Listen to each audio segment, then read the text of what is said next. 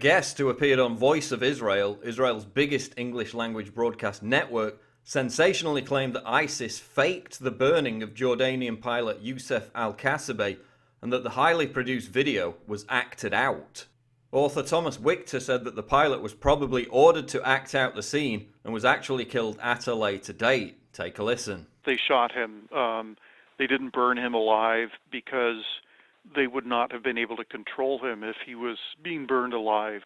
And they couldn't risk things going wrong by actually burning him alive. So what you're saying is they got him to act it out?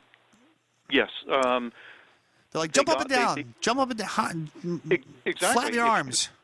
If you look at I found a very high resolution version of the video, and he's clearly being directed every step of the way. And if you look at how he behaves as he's allegedly burning, he's got his hands on his head, he's bowing his head, he looks very regretful, and then he sinks to his knees, sort of begging for forgiveness. And I believe that they probably, or they almost certainly told him that he would live if he cooperated. And who could blame him? I mean, who could blame him? Right.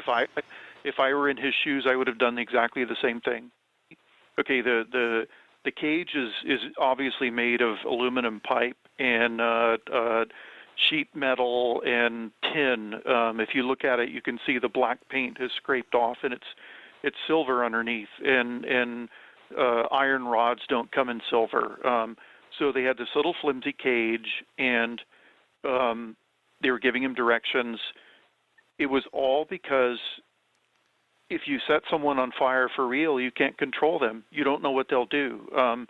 He could have knocked over the cage. Host Mottle, Wolfe and Voice of Israel video director Ryan Lifchitz agreed that the video was probably staged. I thought immediately when this thing was released, and I'm not an expert by any means, I just have a lot of opinions. I thought immediately, like, this is fake. There's no way this guy's going to stand there and let himself be set on fire.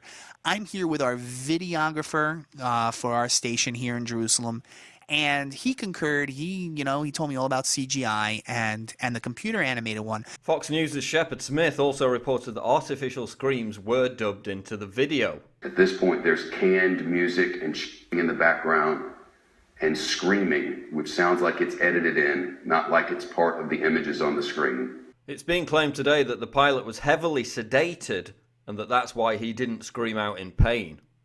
This wouldn't be the first time that the authenticity of ISIS execution videos have been questioned, and not just by conspiracy theorists. An international forensic science company which has worked for police forces across Britain said that camera trickery and slick post-production techniques were used during the James Foley beheading, and that the video may have been staged. Videos featuring Japanese hostages held by ISIS were also suspected of being staged or heavily edited, with inconsistencies in shadows suggesting the scene was not recorded outside, but inside a film studio. So what do you think? Was the Jordanian pilot video staged in any way? And if so, why would ISIS need to fake it? Let me know in the comments below.